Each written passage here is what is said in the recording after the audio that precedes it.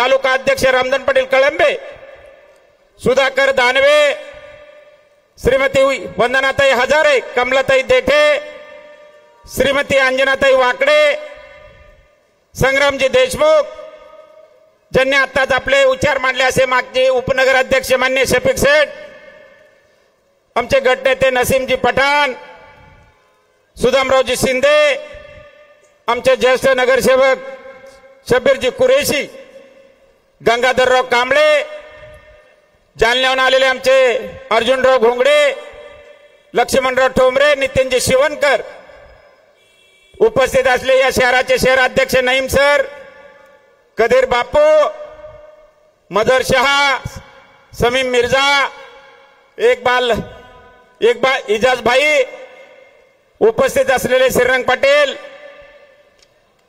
उपस्थित असलेले मोठ्या संख्येनं आलेले सर्व तालुक्यातून आणि दोन्ही तालुक्यातून आलेले शेतकरी बंधू, प्रिंट मीडिया आणि पत्रकार आणि उपस्थित असलेले सर्वच या शहरातील आणि जाफराबाद तालुक्यातून आलेले सर्व जाती धर्मातील माझे तरुण बांधव आणि मित्रांनो, मला विधानसभा झाल्याच्या नंतर आपण या व्यासपीठावर येतोय आणि एवढ्या मोठ्या संख्येनं एकत्र येण्याचं काम लोकसभा आणि विधानसभा झाल्याच्या नंतर आपण आलेलो आहे। तुम्हा सर्वांना माहित आहे, राज्य शासन असेल, केंद्र शासन असेल, रोज टीव्ही लावली तर हिंदू मुस्लिम यावरच सगळंच काही चाललेलं आहे। आपल्या देशाचे आणि आपले नेते आदरणीय शरदचंद्रजी पवार साहेबांनी सांगितलं की माझ्या जीवनामध्ये एवढा मोठा ओला दुष्काळाने जी जमीन खरडून गेली, त्या जमिनीमध्ये काही राहिलं नाही, ती जमीन ओळखायला येत नाही, एवढा मोठा पाऊस, अतिवृष्टी झाली। माननीय मुख्यमंत्री असतील, या राज्याचे आणि केंद्रातले मंत्री असतील, तातडीनं मदत तुम्हा शेतकऱ्याला दिली पाहिजे, पण हे सरकार देत नाहीये।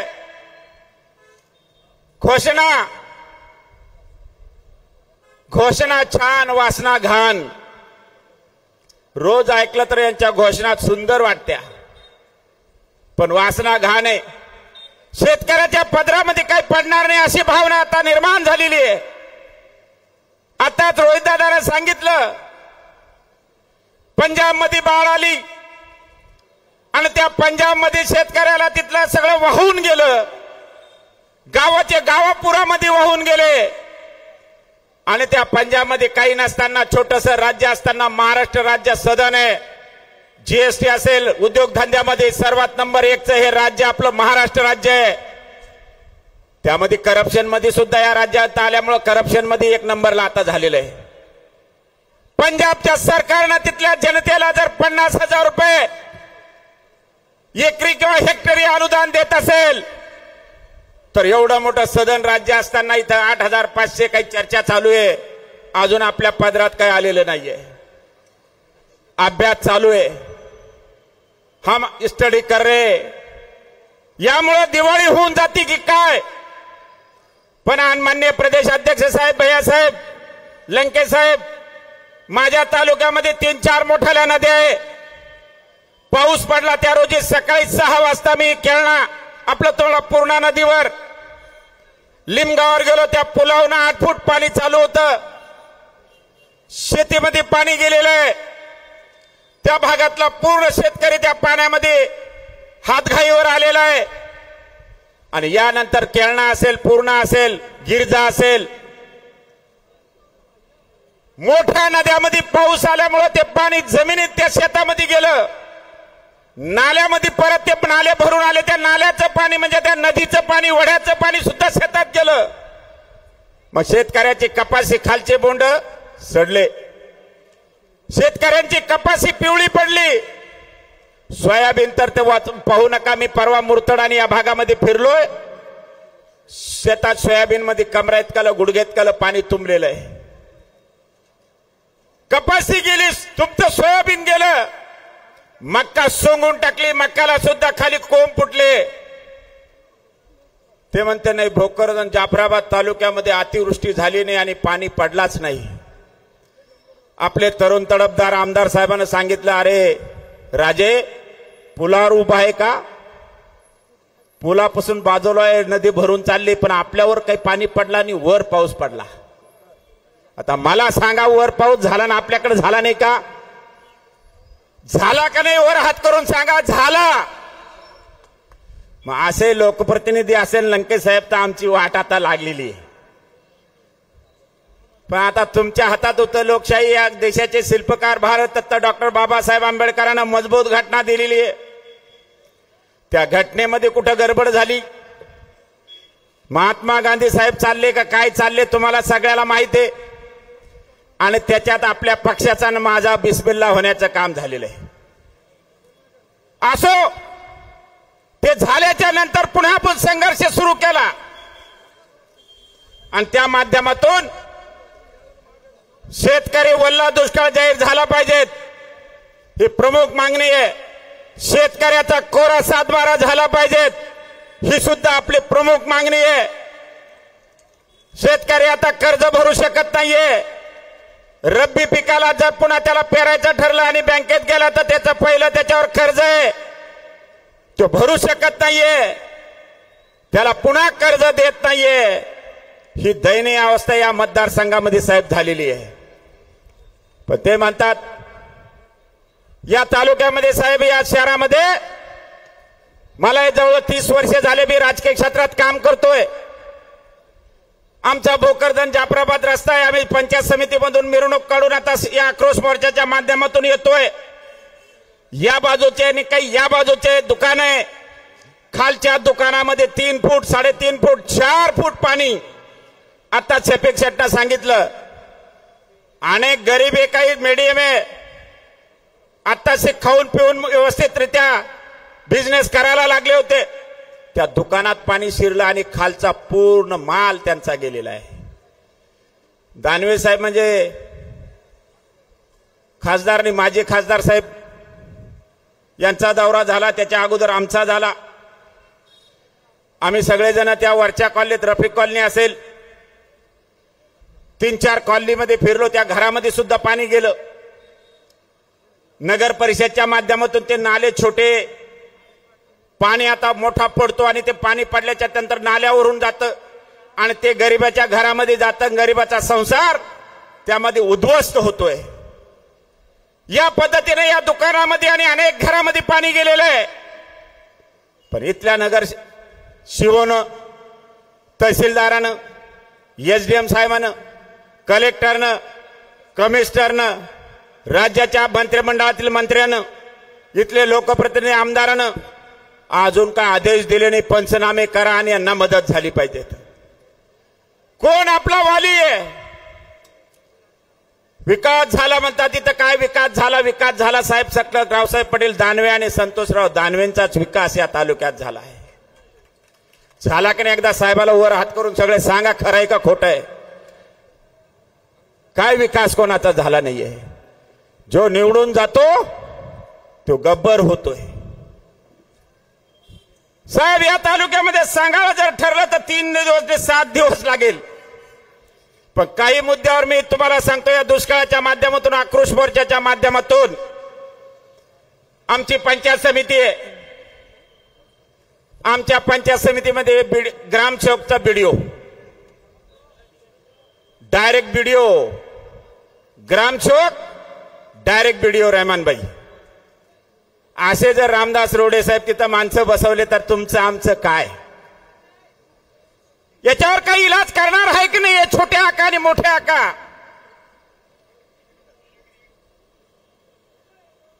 ग्रामसेवकचा बीडीओ, पंचायत समितीची वाट लागली की नाही? एकदा पुन्हा वर हात करून सांगा साहेबाला. विहिरीचे पैसे घेतले की नाही ते एकदा सांगा वर हात करून. किती घेतले? आवाज आला नाही. 50,000 साहेब. सगळ्याच तालुक्यात चालत असेल तर तुम्ही सांगून टाका, राज्यात असंच चालतंय. 50,000 रुपये विहिरीचे. पण घोषणा छान. राज्याचे मुख्यमंत्री म्हणतात की पैसा घेतला तर मला सांगा. घोषणा छान, वासना घाण. 50,000 एक विहीर. किती विहिरी झाल्या भोकरदन मध्ये?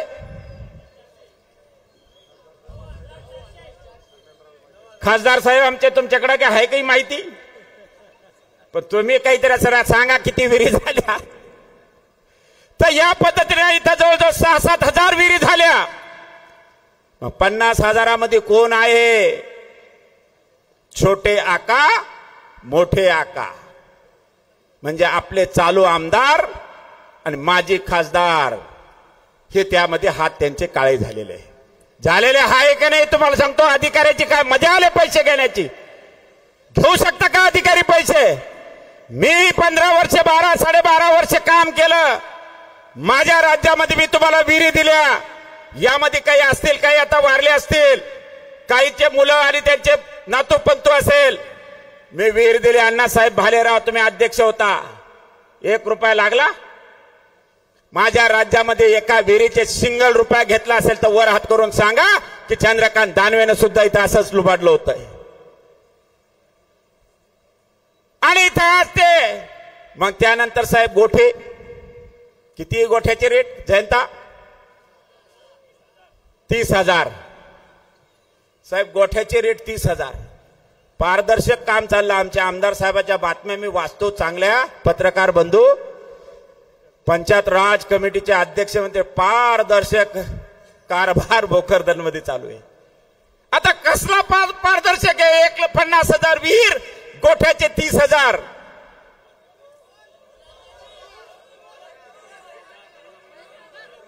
आता राहिलं घरकुल. साहेब घरकुल देतो. जाफराबाद तालुक्यामध्ये सगळे बोलवले. एका घरात आता एक घरकुल दिलं आणि 4 लोक असतील तर 4 आणा, तरच घरकुल देतो, नाही देणार नाही. 8,000ची सभा झाली साहेब, आत्ता झाली. 8,000 लोक बोलवले. सन्माननीय माजी खासदार साहेब, सन्माननीय तरुण तडफदार पाणीदार आमदारांना भाषण केलं. 1 रुपया जर कोणा घेतला तर माझ्याकडे तुम्ही या. पण माझे खासदार साहेबांनी सांगितलं, पोरा तुला काही कळत नाही, थांब. इंजिनियर आणि बीडीओला बोलून घेतलं, सांगितलं पर घर 10,000 का 15,000? 20,000. माझ्याकडे 15,000 साहेब आलेले ऑथेंटिक. 15,000 रुपये रामदार पाटील जर हे घेत असेल तर लोकशाही मित्र घाबरू नका. हा पट्ट्या, हा वाघ तुमच्या पाठीशी खंबीरपणानं उभं राहणार आहे. आमचं काय करू शकत नाहीये. आमच्याकडे जर खासदार साहेब, शिंदे साहेब कारखाना नाहीये, संस्था बी नाहीये, काय मोटरसायकल आहे ती बी अशीच झालेली आता खिळखिळी. काय करायचं ते जनतेत राहून तुम्ही बोलवा तिथे येतोय. हे झालं पंचायत समितीचं. घरकुलात 15-20,000, विहिरीमध्ये 50,000, गोठ्यामध्ये 30,000. त्यानंतर त्या पंचायत समितीमध्ये काही काढायचं असेल, भिकाजी पाथर करतं, तिथं काही होतं?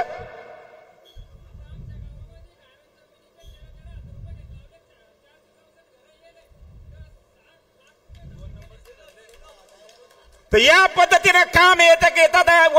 आपलं सेलूतला गायरान जमिनीचे साहेब त्यांचं तोंड पाहून माझे विनंती बीडीओ आणि सीओ साहेबाला, पारदर्शक सीओ आले, मी त्यांचं अभिनंदन करतो, चांगले आहे.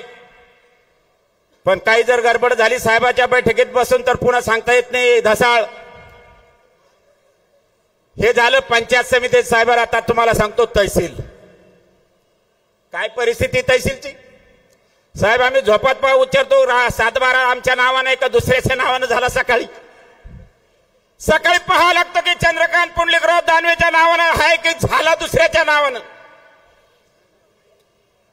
तलाठी आमचे काय की हॉटेलमध्ये बसतात, ते म्हणते तू काम करून देतो, शिक्का सही शिक्का देतो, तू बिल भर माझं बेरचं आणि जेवणाचं. हे तलाठी आणि इथले तहसीलदाराच्या अंडर खाली हे काम चालतं. पण याला जबाबदार कोण?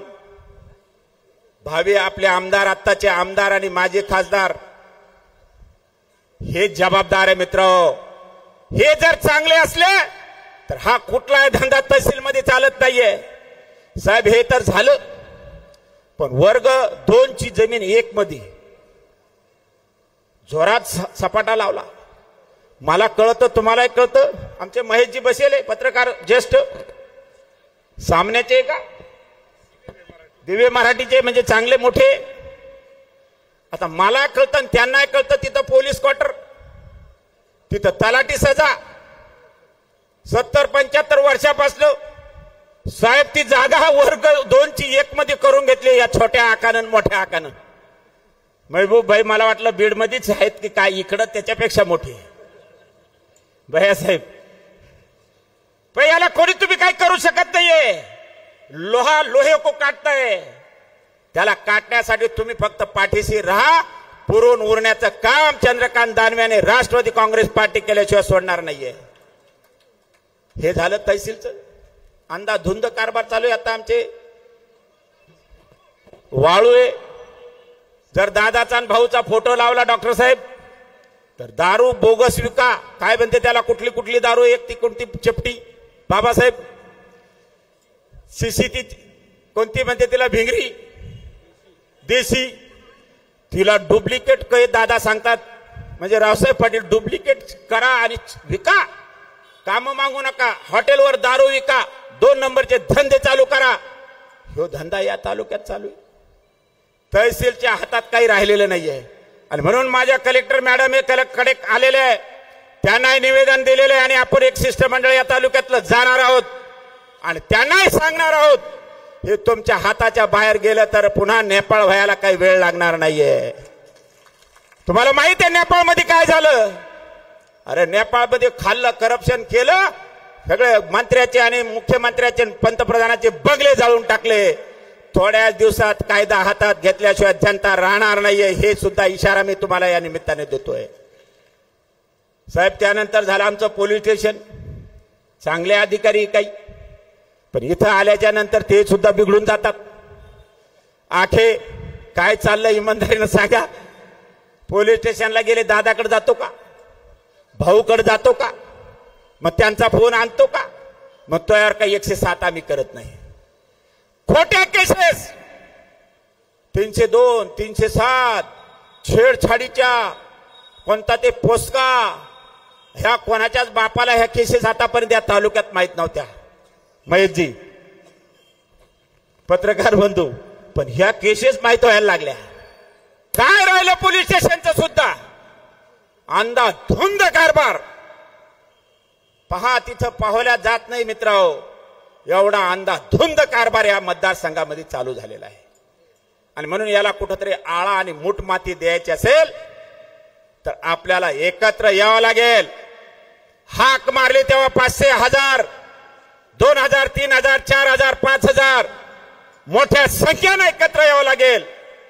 एकच मागणं, हातात रुमणं या पद्धतीनं घ्यावं लागेल आणि बुडावर त्यांच्या ठोकावं लागेल. तरच ही सगळी संघटना आणि हे सगळे नीट राहतील. नसता तुमची सर्वांची दैन झाल्याशिवाय राहणार नाहीये. नाईलाज झालेला आहे, हाताच्या बाहेर गेलेला आहे.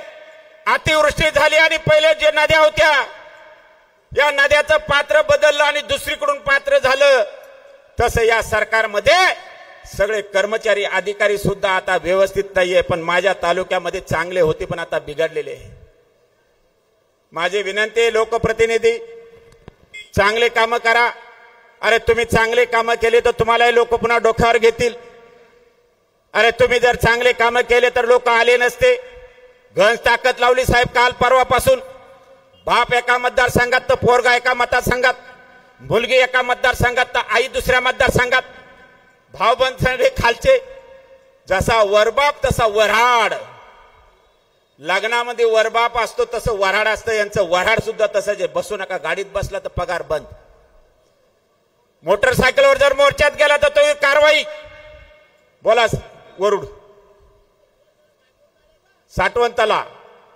तर या पद्धतीनं दबाव टाकण्याचं काम केलं तरी हे बहादर वाघ एवढे इथं बसलेले 10चे पण मजबूत आहे. कधी हाक मारा साहेब, हे तुमच्या पाठीशी खंबीरपणानं उभे राहणार आहे. आता हे झालं साहेब. या तालुक्यामध्ये अवैध धंद्याला कुठं मर्यादा राहिली नाही. वाईट धंदे सुद्धा मोठ्या पद्धतीने चालू झाले. सिल्लोड रोड असेल, जालना रोड असेल, मला सांगतात हे जर बंद करण्याचं काम केलं नाही तर मी स्वतः पुढच्या आठवड्यात पुन्हा उतरू आणि 100 लोक 200 लोक घेऊन जाऊ आणि जॉब आणि पत्र देऊ। या तालुक्यामध्ये एवढे मटका सटका चालू आहे, एवढ्या दारूच्या दुकाना चालू आहे, एवढ्या इथं वाईट धंदे या रोडला, वाईट धंदे त्या रोडला सुरू झालेले आहे। मला कळतं तसं 55 वर्षाचा मी झालो, मी ऐकलं नव्हतं वाईट धंदे या तालुक्यात सुरू झाले। कोण जबाबदार आहे? अधिकारी नाहीये मित्र, याला खासदार, माझे खासदार आणि माझे आमदार, आपलं आमदार जबाबदार आहे। हे चांगले नाहीये आणि हे चांगले नसल्यामुळे तुम्हाला सर्वांना त्रास भोगावा लागतोय। आमचं कोण खुश आहे? त्यांचे काय भाजपवाले खुश आहे? किसनराव, भाजपवाले सुद्धा खुश नाही। ते रात्री मला सांगत होते मोर्चा मोठा काढा आणि चांगलं धुवा। आता कोण धुतं दानवे साहेबाला? मोर्चा काढा, मोठा काढा, तुम लढो हम कपडे संभालते। म्हणलं बा जे येतील ते येतील, आता तुम्ही सगळी ताकद लावली नाही म्हणे, आम्ही फक्त करू, पण तुमच्या लोकांना सांगा बसा आणि या करा। हे त्यांच्याच लोकांना रात्री काही सांगितलं जे बोले। आणि म्हणून तुम्हाला सांगतो या पद्धतीचं काम या मतदारसंघामध्ये चालू आहे। आताच आमचे शिंदे गुरुजी आणि शाहीर साठवण तलाव झाला साहेब, एक कल्याणराव काळे साहेबांना आम्ही जाऊन आलो, त्या कामाला गती दिली, पूर्ण केलं, गॉर्ज दबला। तो साठवण तलाव पूर्ण झाल्याच्या नंतर आता पुन्हा ओव्हरफ्लो झाल्याच्या नंतर मी पुन्हा गेलो। संबंधित एसडीएम साहेब इथं IAS अधिकारी आहे, हुशार आहे। उद्या परवा ते 3 व 1 व 6 महिन्यानं कलेक्टर होणार आहे, शिओ होणार आहे, पण त्यांचा एक उद्या अजून परिक्रम असा चमत्कार दिसला नाही। कारण मी सुद्धा मिश्रा साहेब आणले होते, मान्य बाळासाहेब थोरात त्या खात्याचे मंत्री होते। ते म्हणले मिश्रा साहेब फार कडक आहे, तुला कडक दिल्याच्या नंतर पुन्हा तू येशील बदली घेऊन, तर मी करणार नाही। मी म्हणलं साहेब मला कडकच पाहिजे। मी मिश्रा साहेबाला आणला। आज मिश्रा साहेब नारायण राणे साहेबाच्या मतदारसंघामध्ये कलेक्टर होते, फकीराजीचे चांगले दोस्त आहे। महेशजीचे दोस्त झाले की नाही मला माहित नाही, पण फकीराजीचे चांगले। आता परवा बोललो, त्यांनी सांगितलं कैसा चल रहा दानवे साहब? मैंने बोला बहुत अच्छा चला। मैं तो गिर गया। बोले अपनी पोजीशन बहुत अच्छी थी, कैसे गिरे? मैंने बोला गिर गया। मशीन मध्ये घोटाळा आहे का, पैशाचा घोटाळा आहे का, अन्य काय काय केलं त्यांचं त्यांना माहित। म्हणलं पण पडलो, 1,06,000 मतं घेऊन पडलो। म्हणलं अरे बहुत वोट लिया बोले। आणि म्हणून या पद्धतीने मला सांगायचंय। त्यानंतर तुम्हाला सांगतो की हे सगळे अवैध धंदे बंद करण्याचं काम इथल्या संबंधित अधिकाऱ्याने, लोकप्रतिनिधीनं हे करावा। नसता इथून पुढे मोर्चे काढण्याचं काम रोडवर आणि प्रत्येक ठिकाणी केल्या जाईल, हा इशारा त्या निमित्ताने मी देतोय। आणि आमचं साठवण तलावाचं साहेब 134 हेक्टर जमीन माऊली घेतली, काही अडचण नाहीये। पण आता ते सांडवा 2 सांडवे केले, एकाकडून पाणी जातं दुसरीकडून पाणी जातं। त्या कामाला जवळजवळ 22 वर्ष झाले। ते 22-23 वर्षाच्या नंतर काम घेतलं कोणा? आमचे पांडे आणि आमचे आबा भास्कर दानवे आणि रावसाहेब पटेल दानवे आणि संतोष दानवेनं। आता इकडून तिकडून झालं तर गुरुजी आणि आमचे सगळे म्हणते आता ते कमी करा। आता 134 हेक्टर तर जमीन गेली, पण साहेब त्याचं जमीन जे काही शेतकऱ्याच्या होत्या त्याच्यामध्ये 100 हेक्टर एक्स्ट्रा जमीन गेली। कोण जबाबदार आहे? संबंधित अधिकारी, संबंधित लोकप्रतिनिधी, संबंधित कॉन्ट्रॅक्टर। इथं असं आहे साहेब, बंगल्यावर बोलून घेतलं, सांगितलं की याच्यावर आपल्याला कारवाई करायची। मग आमचा नवनाथ शिवसेनेचा सरपंच आमचे काळे इकडून उभे आहे, कृष्णा, त्याला सांगितलेलं भाषण केले की विधानसभेत लोकसभेत उचलतो, आणि उचललं। त्याच्यावर काय तालुक्यात कुठली केस केली? दुसऱ्या तालुक्यात, आता सिल्लोड तालुक्यात आहे, तडीपार, फक्त भोकरदन तालुका, जिल्हा नाही। पोलिसाच्या मनामध्ये आणि संबंधित अधिकाऱ्याच्या मनामध्ये आलं तर काही करतात, पण मित्रांनो नेपाळ व्हायला टाइम लागणार नाही। तुम्ही सुद्धा कलम व्यवस्थित चालवा, हे सुद्धा त्या निमित्तानं आपल्याला आवाहन करतोय साहेब। त्यानंतर दुसरं, MREच्या माध्यमातून पांधन रस्ते येतो का? आज 5 वाजता त्या एका ग्रामपंचायतला साकडं घातलं, तुम्ही या, तुम्हाला कामं देतो। अरे दादा, तुम्ही 45-50 वर्ष खासदार म्हणून, मंत्री म्हणून, केंद्रात राज्यात सरकार तुमचं होतं या तालुक्यात, आता काय गरज आहे तुम्हाला लोक फोडायची? रोज आमचे लोक फोडणं चालले. येतो का रुमाल, घालतो का, आणि तुला पाहिजे तेवढे काम घेऊन जाय. आता त्यांचेच कार्यकर्ते काय नाराज आहे, तुम्ही जरा बसा रात्रीचे 6 वाजता. चेअरमन काय सांगते, या पद्धतीचा कारभार साहेब या मतदारसंघामध्ये थांबला पाहिजे, त्यासाठी तुम्ही जागृत राहा. एवढंच या निमित्तानं मला या मोर्चाच्या माध्यमातून आपल्या सर्वांना सांगायचंय. आणि पुन्हा तुम्हाला आवाहन करतो, अनेक मुद्दे सांगण्यासारखे. इतर रस्त्याचे, मग ते मुत्रीचं काम असेल, म्हणजे संडास बाथरूमचं, मोठ्या रोडचं काम असेल, ते मात्र आमचे रावसाहेब पाटील दानवे साहेब आणि आमदार संतोषराव दानवे साहेब आणि पांडे साहेब आणि आमचे भास्कर आबाशिवाय दुसऱ्याच्या बापाला कोणाला मिळत नाहीये. मिळतं का? साधं म्हणजे ग्रामपंचायतचा असेल तरी त्या ग्रामपंचायतला मिळत नाहीये. आता तर खासदार साहेब तुमच्या फंडातल्याला सुद्धा त्यांनी ब्रेक लावलं. आमच्या खासदाराच्याच पैशाला ब्रेक लावलं, आपल्या फंडातला. असलं तर ह्या खेटरना मारायची गरज नाही. जरा मजबूत घेऊ. केदर खेड्याचं खेटर होतं आमचं पहिलं, केदर खेड्याचं. येतो मी ठोकतो पहिलं. आपला हक्काचा आमदार म्हणून जर खासदार असेल आणि त्यांचा फंड असेल अंगत, 3-3, 4-4 रमेश सेठ आमचे, त्यांचे काम करून वर्ष 6 महिने झाले, त्यांचे पैसे थांबवले. ठीक आहे, ते जरा बरे म्हणून ठीक आहे, पण व्याजानं जर असेल तर ते सुद्धा गेले. काय चाललं याला जबाबदार कोण आहे मित्रांनो? अधिकारी सुद्धा आहेत आणि पुढारी सुद्धा आहे. हे सुद्धा समजून घेण्याची गरज आहे. हे सुद्धा या निमित्ताने मी आपल्याला सांगतो. साहेब, या तालुक्यामध्ये, हा तालुका मागच्या म्हणजे आमचे वडील खासदार असताना तेव्हापासून मी बघतोय, शांततामय, सर्व धर्म समभाव, सर्वाला बरोबर घेऊन चालणारा हा मतदारसंघ आहे. भोकरदन असेल, जाफराबाद तालुका असेल, परवाच्या दिवशी संयोजक म्हणजे संतोषराव दानवे, हिंदू जनजागरण समितीच्या मार्फत इथे एक शिवाजी महाराज पुतळ्याजवळ एक कार्यक्रम ठेवला. लोकांना आवाहन केलं, हिंदू खतरे में है, सब जमा हो. तर हिंदू खतरेमध्ये केंद्रात सरकार, राज्यात 17 गल्लीत बोळत त्यांचं सरकार, आता हिंदू खतरेमध्ये का? हे खतऱ्यामध्ये जिल्हा परिषद, पंचायत समिती, महानगरपालिका, नगरपालिका आले, हे खतऱ्यामध्ये आता अडकलेले. साहेब, हे अनवा गाव आहे, मोठं गाव आहे. आमचे गुरुजी असतील, मुठ्ठे असतील, आमचे देशमुख सरपंच, हे गाव सेक्युलर विचाराचं आहे. सर्व धर्म समभावाला घेऊन चालणारं गाव आहे.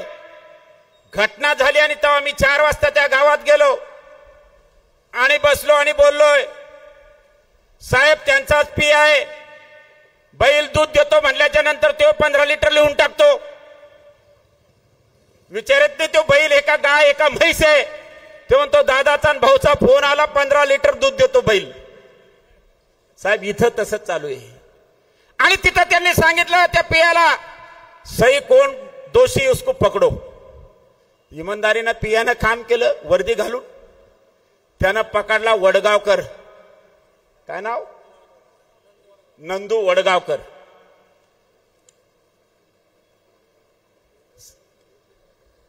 नंदू वडगावकर साहेब पकडला आणव्यामध्ये.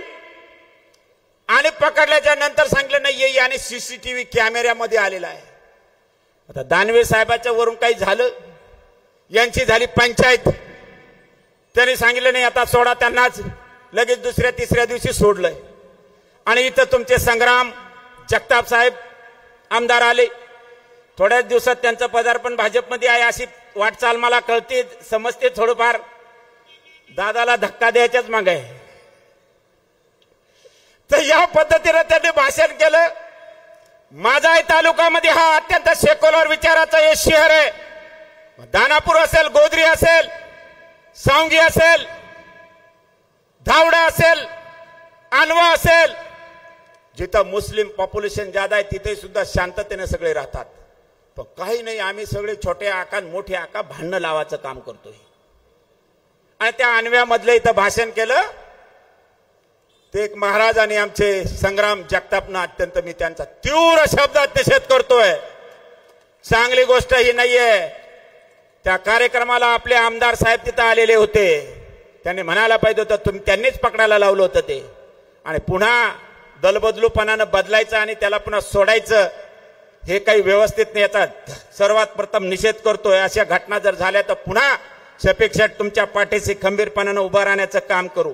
जो दोषी असेल त्याच्यावर शिक्षा झाली पाहिजेत, हे राष्ट्रवादी काँग्रेस पक्षाचं ध्येय धोरण आहे आणि ते घेऊन आम्ही चालतोय.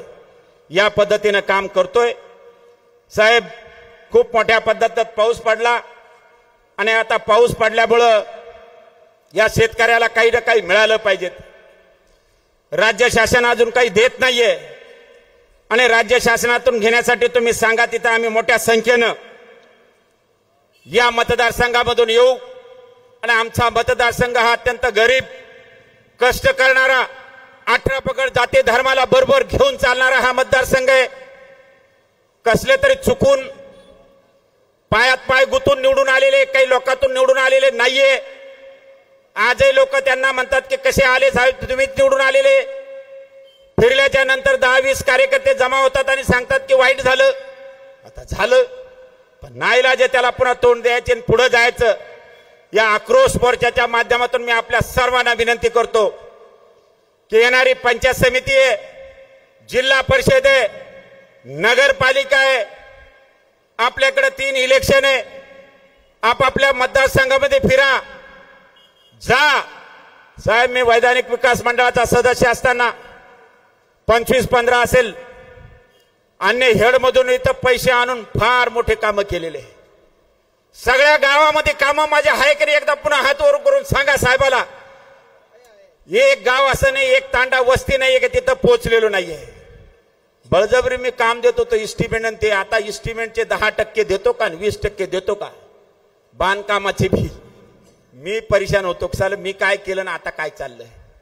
आणि म्हणून तुम्हाला सांगतो तुम्ही सगळेजण फिरा. जे काही मोठे नेते यांच्या पाठीमागे आता लोक नाहीये मित्र.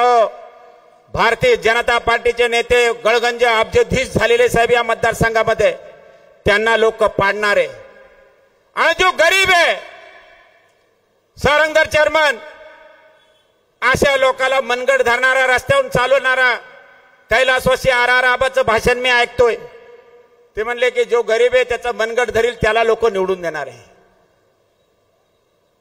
आता सांगितलं काही फोटो काढणारे, काही व्यासपीठावर गर्दी करणारे, काही नुसतंच पुढं पुढं करणारे, काही खरे काम करणारे गावात आहे. साहेब, आता पडल्यामुळे हे 3ही लोक आता माझ्याही पाठ झालेले.